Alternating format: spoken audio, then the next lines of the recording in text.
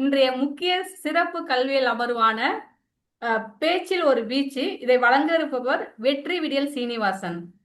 வெற்றி விடியல் விடியல் சீனிவாசன் என்ற அந்த ஒரு அடைமொழியை அவரே தனது ஒரு அடையாளத்துக்காக ஏற்படுத்தி கொண்ட ஒரு பெயர். அதை கேட்டதுக்கு அப்புறம் நான் என்ன அடையாள பெயர் வைத்துக் கொள்ள வேண்டும் என்ற தாக்கத்தை ஏற்படுத்தியவர். வெற்றி விடியல் என்ற பயிற்சியை சுய முன்னேற்றத்திற்காக பள்ளிகளில் ஒரு வகுப்பை எடுத்து வந்துள்ளார். மிக்க நன்றி. இன்று நமக்கு பேச்சின் முக்கியத்துவத்தை பற்றி வழங்க இருக்கின்றார் சொல்வேந்தர் வெற்றி விடியல் சீனிவாசன். பேச்சில் ஒரு வீச்சு. பேச்சில் ஒரு வீச்சு. சொல்வேந்தர் வெற்றி விடியல் சீனிவாசன். மேடை உங்கள் வசம்.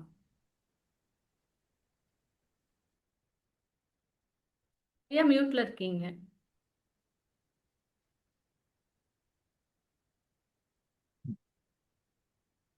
வணக்கம். என்னோட குரல் கேக்குதா? கேக்குதுங்க. வெற்றி விடியல் என்பதுக்கு 2 விதமான விளக்கங்கள் உண்டு. முதல் விளக்கம், அதே தலைப்புல பள்ளி மாணவர்களுக்காக பல சமூக சேவை செய்கின்ற நிறுவனங்களுக்காக உரையாற்றி இருக்கிறேன். அவங்களுக்கு வாழ்க்கையில இலக்கை எப்படி நிர்ணயிப்பது, தேர்வுக்கு தங்களை எப்படி தயார்படுத்திக் கொள்வது போன்ற விஷயங்கள் எல்லாம் இதுல நாங்க சொல்லி தந்துட்டு இருந்தோம்.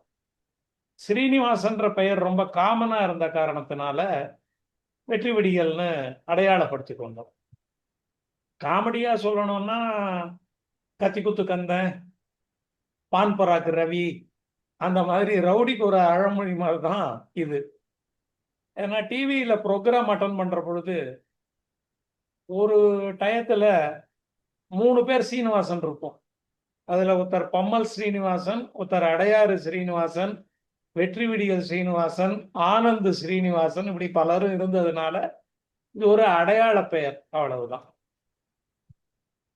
உரையில் ஒரு வீச்சு என்பது நம்முடைய தலைப்பு. பேச்சில் வீச்சு என்பது ஒரு தலைப்பு. மார்ட்டின் லூதர் கிங்கை உதாரணத்திற்கு எடுத்துக்கொள்வோம். முதல்ல இந்த அமைப்புக்கு ஒரு நன்றியை தெரிவித்துக் கொள்கிறேன் 2 விஷயங்களுக்கு.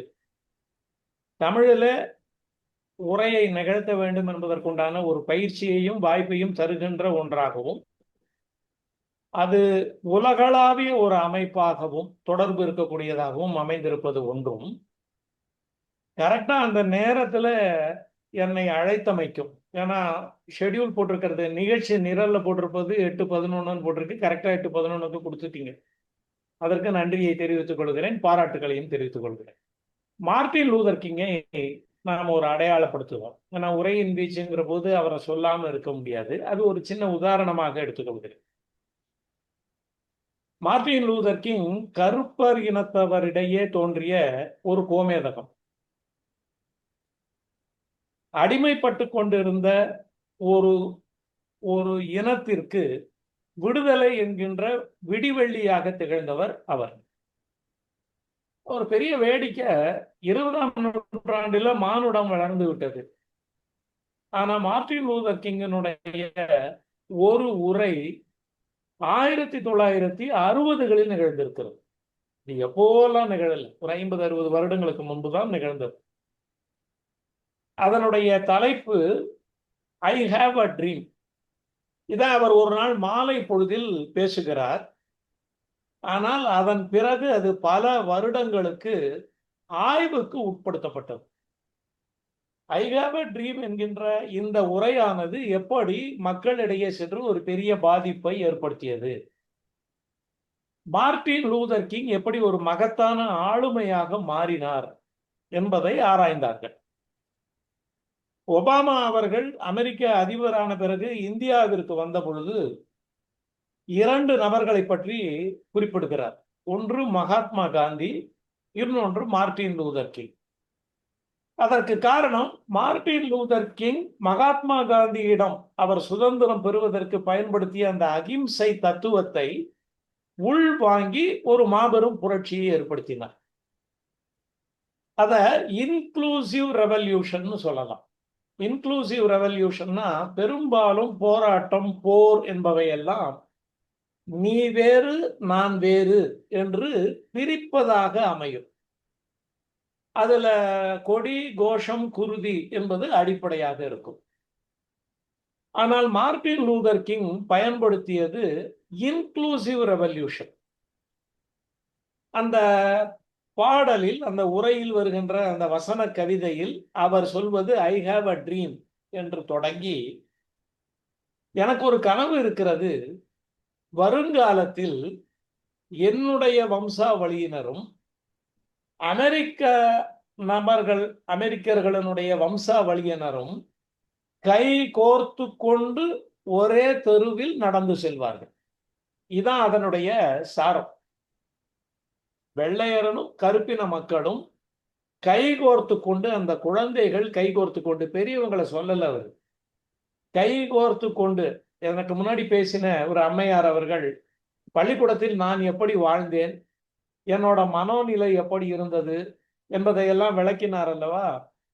தான் வாங்கிய ஒரு பதக்கத்தை கூட நீ சிறிது நேரம் அணிந்து கொள் என்று இன்னொருவருக்கு பகிரக்கூடிய மனோபாவம் இருந்தது அல்லவா. அந்த மனோபாவம் தான் இன்க்ளூசிவ். அதை மார்ட்டின் லூதர் கிங் பேசுகிறார். அது ஒரு ஆய்வுக்கு உட்படுத்தப்படுகிறது. அந்த உரையில் இருக்கக்கூடிய 3 கூறுகளை சொல்கிறார்கள். நான் உரைக்குள்ள போல, நெட்டில் போய் Martin Luther King I have a dream அனாலிசிஸ்னு போட்டீங்கன்னா நிறைய வரும். அதுல தேர்ந்ததா ஒன்று எடுத்தீங்கன்னா வரும், மேல இருக்கு. அதுல அவர் பயன்படுத்துவது அந்த உரையிலே வாய்ஸ் மெர்ஜிங் என்கின்ற ஒரு டெக்னிக். 3 டெக்னிக் பயன்படுத்துறாரு. அதுல முதலாவது வாய்ஸ் மெர்ஜிங்.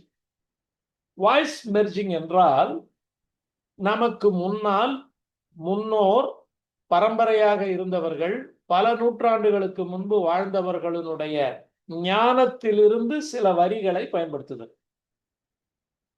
இப்ப முயற்சி என்பதை பத்தி நான் சொல்லணும்னா, தெய்வத்தால் ஆகாதெனினும் முயற்சிதான் மெய்வருத்த கூலி தரும் அப்படின்னு நான் ஒரு குறளை சொல்றேன். அப்ப அது வாய்ஸ் மெர்ஜிங். ஒரு பெரிய சிந்தனையாளர் உலகத்திற்கு பொதுவான மறையை தந்த திருவள்ளுவருடைய வார்த்தைகளை எடுத்து என்னுடைய குரலோடு அதை பொருத்தி முயற்சியினுடைய பலத்தை உங்களுக்கு சொல்கிறேன். அப்படி அவர் அதற்கு முன் இருக்கக்கூடிய பைபிள் போன்ற வாசகங்களில் வார்த்தைகளை எடுத்து அதிலே பயன்படுத்தி இருக்கிறார். இரண்டாவது ப்ரொஃபட்டிக் வாய்ஸ் என்று சொல்வார்கள். ப்ரொஃபசி என்றால் எதிர்காலத்தில் இது நடக்கும் என்று இன்றே தொலைநோக்கு பார்வையோடு ஒரு விஷயத்தை கற்பனை செய்து அதை நடக்க செய்வது. பாரதியார் செய்கிறார்.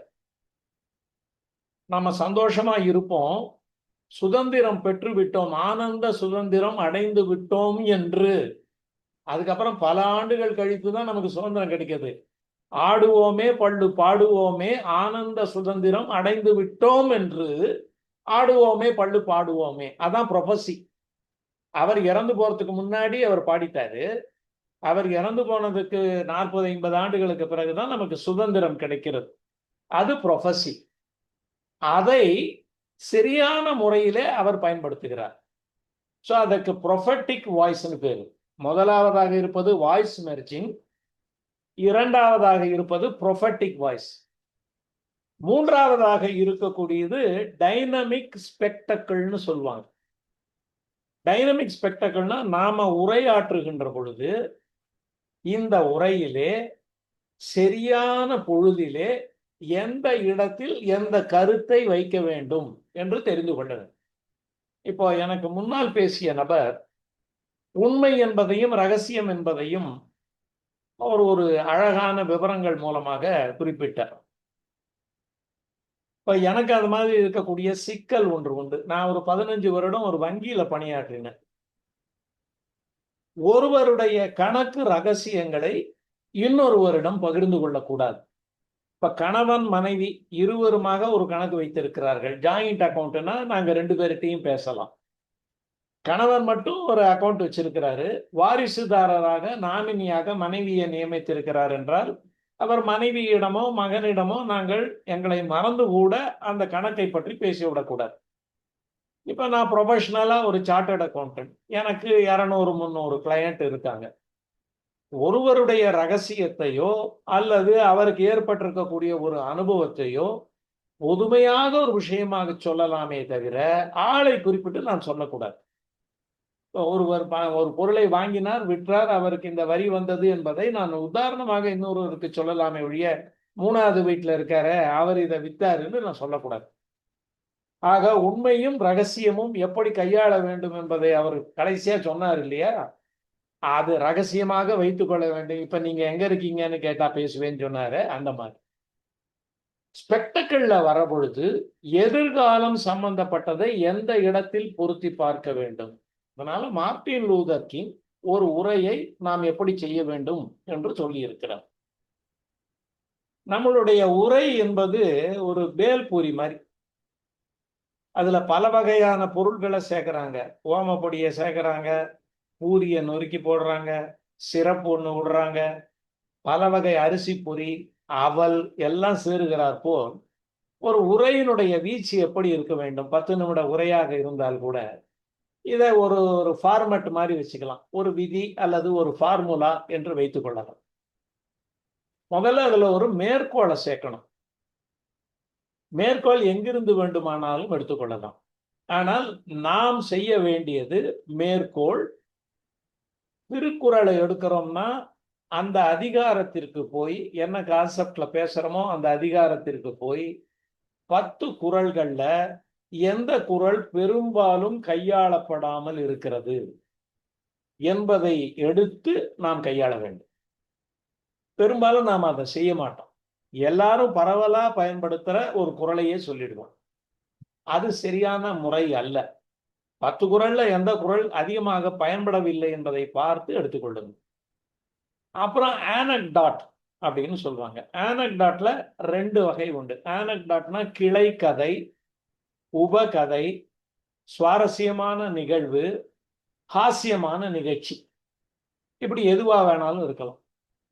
ஆனக்டாட்டை எடுக்கிற பொழுது நாம மேடைகள்ல கேட்டதையோ அல்லது தயார் நிலையில் இருக்கக்கூடிய ஒரு புத்தகத்தில் இருந்து எடுக்கப்பட்ட கதையையோ பயன்படுத்தலாம். ஆனா ஆடியன்ஸ் அவையில் இருக்கக்கூடியவர்கள் 10 பேர் இருந்தாங்கன்னா 6 பேர் இந்த கதையை ஏற்கனவே கேட்டவங்களா இருந்தா நாம் அங்கே தோற்கிறோம். அது சரியான முறை அல்ல. அதை விட யாரும் பயன்படுத்தாத ஒரு கதையை எங்காவது தேடி கண்டுபிடித்து கூறலாம். 2வது வகை ஆனக்டாட் என்பது நமக்கு நிகழ்ந்திருப்பது, எனக்கு பர்சனலாக ஏற்பட்டிருப்பது. அதை நான் கையாளுற பொழுது எல்லோரும் ஆவலோடு கேட்பார்கள். அதற்கு காரணம் எனக்கு நிகழ்ந்தது எனக்கு மட்டும்தான் தெரியும். அதை நான் உங்களுக்கு சொல்லுகின்ற பொழுது பொருத்தமானதாகவும் சுவாரஸ்யமானதாகவும் இருக்கும். ஆனக்டாட் 2வது.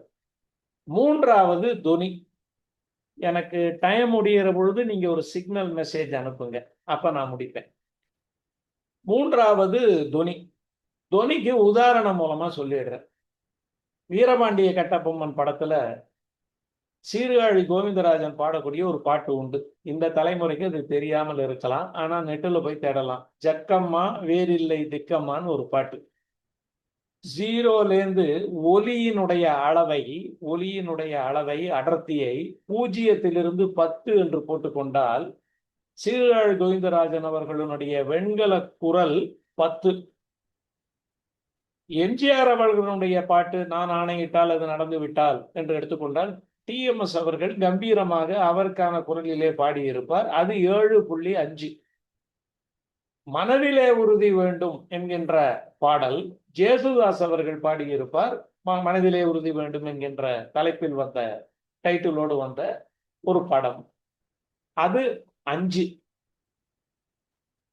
மயக்கமா கலக்கமா PB ஸ்ரீனிவாஸ் அவர்கள் ஜெமினி கணேசனுக்காக பாடிய பாடல் 2.5.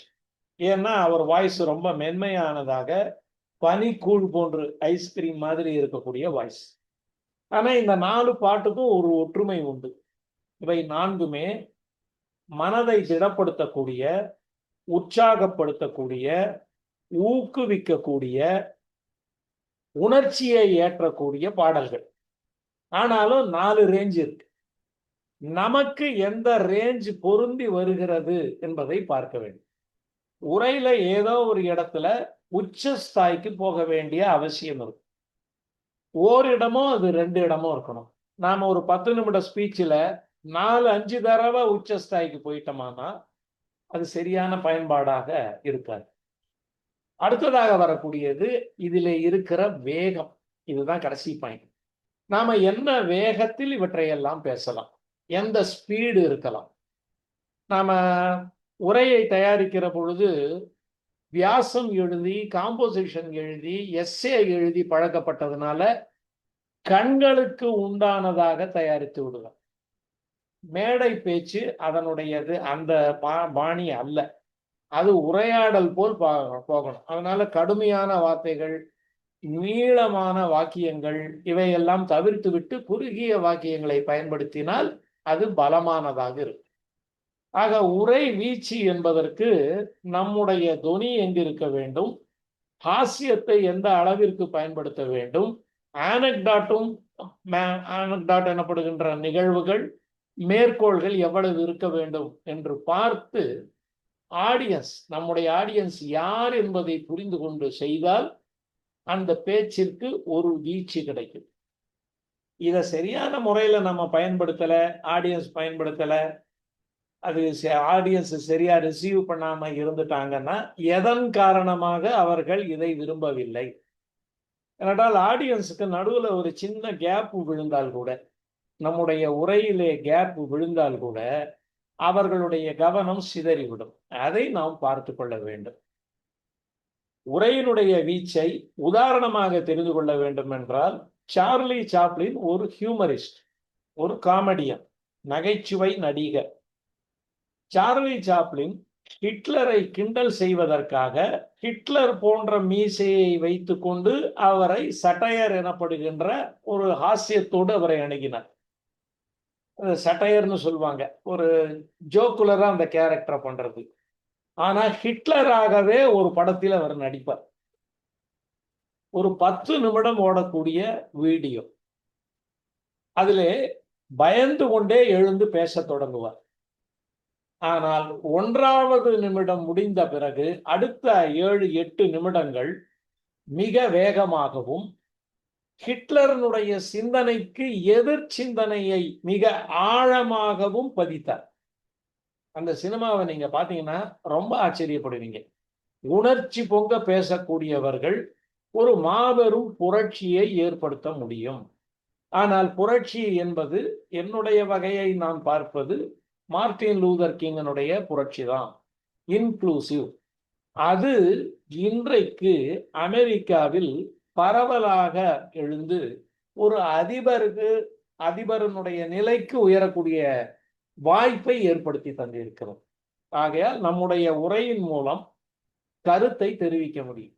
10 நிமிடம் அல்லது 20 நிமிடம் பேசக்கூடிய உரையில் ஒரு முன்னுரையும் ஒரு முத்தாய்ப்பும் இருக்க வேண்டும். இந்த முத்தாய்ப்பை சரியான முறையில் பயன்படுத்தி வாய்ஸ் மாடுலேஷன் எனப்படுகின்ற குரலில் ஏற்ற இறக்கங்களை சரியாக பயன்படுத்தினால் நம்மால் எந்த ஒரு கருத்தையும் மக்களிடையே கொண்டு செல்ல முடியும். இதை செய்கின்ற பொழுதுதான் அவர்களுக்கு சிந்தனையில் புதிய விஷயங்கள் பெறும். பள்ளிக்கூடத்துல ஆசிரியர் நமக்கு சொல்லித் தருவது என்பது இன்ஸ்ட்ரக்ஷனல். அதாவது ஒரு பாடத்தை சொல்லித்தராரு. கணக்கு சொல்லித்தர போது என்ன உணர்ச்சி இருந்துட முடியும், சயின்ஸை சொல்லித்தர போது என்ன உணர்ச்சி இருந்துட முடியும். ஆனால் they brought home her warrior dead என்று டென்னிசனுடைய ஒரு கவிதை இருக்கிறது. they brought home her warrior dead. ஒரு இளம் பெண், சிறு குழந்தை, கணவன் போரிலே இறந்து போகிறான், அவனுடைய பூத உடலை எடுத்து வருகிறார்கள். அவள் விக்கித்து நிற்கிறாள், அழுகையே வரவில்லை. அவள் அழாவிட்டால் அவளுடைய நெஞ்சு வெடித்து விடும் என்பதற்காக சுற்றிலும் இருப்பவர்கள் செய்யக்கூடிய காரியங்கள். அதை என்னுடைய ஆங்கில ஆசிரியர் உணர்ச்சி பொங்க சொல்லிக் கொடுத்த காரணத்தினால்தான் இன்றைக்கும் அந்த பாட்டு என்னுடைய ஞாபகத்தில் இருக்கிறது. கவிஞர் கண்ணதாசனுடைய பாடல்களை நமக்கு நன்றாக தெரியும். எல்லா பாடல்களுக்கும் டியூன் உண்டு. அதனால இதுதான் பாட்டு, இந்த பாட்டுக்கு இதுதான் டியூன்னு தெரியும். ஆனா அவருடைய கவிதைகளுக்கு டியூன் யாருக்குமே தெரியாது. கவிதைகளை எப்படி படிக்கணும்னு தெரியாது. ஒரு கவிதையை உதாரணமாக முத்தாய்ப்பாக சொல்கிறேன். காக்கையொன்று வானம்பாடி ஆவதென்று கருதினால் மூக்கும் மாறி முகமும் மாறி குரலும் மாற வேண்டுமே. வாக்கு வெட்டி போர்க்களத்தில் பாய்ந்து செல்ல எண்ணலாம், தூக்குகின்ற கைகளுக்கு துணிவு வேண்டும் தோழனே. இதை இப்படி சொல்லக்கூடாது மேடையில. நாம படிக்கிற போது இப்படி படிக்கலாம். காக்கையொன்று வானம்பாடி ஆவதென்று கருதினால் மூக்கும் மாறி முகமும் மாறி குரலும் மாற வேண்டுமே. வாக்கு வெட்டி போர்க்களத்தில் பாய்ந்து செல்ல எண்ணலாம், தூக்குகின்ற கைகளுக்கு துணிவு வேண்டும் தோழனே. வண்ண வண்ண ஈக்கள் யாவும் மாம்பழத்தில் அமரலாம், உண்ணுகின்ற ஆசை எந்த உளுந்து வாய்க்கு கிட்டுமா. நவநவங்களான ஜோதி நாளும் நாளும் தோன்றலாம், அவை முடிந்த பின்னர் உந்தன் ஆட்டம் என்ன தோழனே என்று சொன்னால்தான் மேடை சிலிர்க்கும், மக்கள் புல்லெரித்து எழுந்துருவார்கள். நன்றி, வணக்கம். மிக்க நன்றி சொல்வேந்தர் வெற்றி விடியல் சீனிவாசன் அவர்களே. அனைவரும் ஒரு பெரிய கைத்தட்டல் கொடுக்கலாம். மேடை பேச்சு மிக முக்கிய ரகசியங்களை அனைவருக்கும் வழங்கியமைக்கு. உங்களுக்கான ஒரு கேள்வி, வாழ்க்கையை மகிழ்ச்சியாக வைத்துக் கொள்ளும் ரகசியத்தை தெரிவிக்கவும். 30 வினாடிகளில். 30. வான் டயர் அப்படின்றவர் ஒரு புத்தகம் எழுதியிருக்கார். வானர் எராட்ன்றவர் ஒரு புத்தகம் எழுதியிருக்கார். கம்யூனிகேஷன் ஒர்க் ஷாப்னு ஒன்று இருக்கு. அவர் சந்தோஷத்துக்கு ஒரு சின்ன வழியை சொல்றார். வாழ்க்கையே ஒரு சந்தோஷத்திலேருந்து இன்னொரு சந்தோஷத்துக்கு போகணும்னு நம்ம நினைக்கிறோம். 2 சந்தோஷங்களுக்கு இடையே இருப்பதுதான் வாழ்க்கை என்பதை புரிந்து கொள்கிறோம். இதை சரியான முறையில் நாம் அணுகினார் 30 மார்க் வாங்குறோம். நம்ம பேரண்ட்ஸ் என்ன சொல்றாங்க? 30 மார்க்கில் டிஸாட்டிஸ்ஃபை ஆகு, 40 மார்க் வாங்குவேன்பாங்க. 40 மார்க் வாங்கினவொன்னு என்ன சொல்றாங்க? இதே டயலாக திரும்ப சொல்றாங்க. 50 மார்க் வாங்கினவொன்னு என்ன சொல்றாங்க?